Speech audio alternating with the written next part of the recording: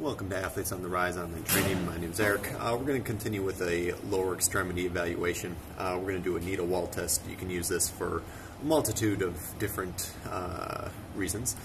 But we're looking at overall quality of movement, range of motion, and pain at the moment. So what you're going to do, first of all, when you're doing this, it's really to set a baseline to know where things are. So you got to be able to have a tape measure. I don't have one with me right now, but when you do it, you need to have a tape measure. Put it down on the ground against a wall that is flat. It doesn't have like an outer pouch. You could even put some athletic tape on the ground with a tape measure, and then you could leave it there, and you could go on and check your progress each day, right? So let's pretend the tape measure is there. So you want to make sure your feet always stays on the ground. As you go forward, you don't want your heel to come off the ground, and you want to make sure your knee tracks at least over your second toe. Okay, you don't want it to come in to the side or fall out to the side. Basically just going straight ahead.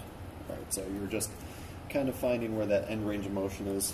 Okay, so for me, if I move a little bit back further from here, okay, and then the heel starts to come off the ground. So this is my range of motion for my left foot. Okay. Also make sure your hips are staying square, they're not rotating over. Go square like so. Okay. Now what you want to do, bring your other foot to that same point. Now I have some ankle restriction, so you can see where there's a difference here.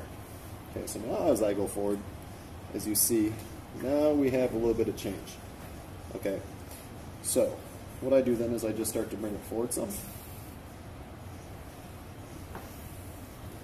And so this is about where I am for my range of motion. So you have to be able to mark down both sides in regards to the distance it is from the wall. And you also have to write down, you have to make a note of if you're feeling any tightness. Okay, where are you feeling the tightness? Are you feeling it in front? Are you feeling it in back? Are you feeling it in your Achilles? Are you feeling it in your calf? Then you want to do the same thing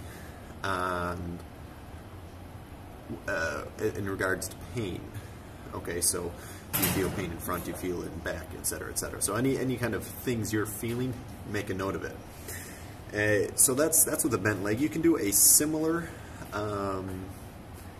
drill just for a little bit of muscle differentiation by doing it with the straight leg as well to see if you notice any differences.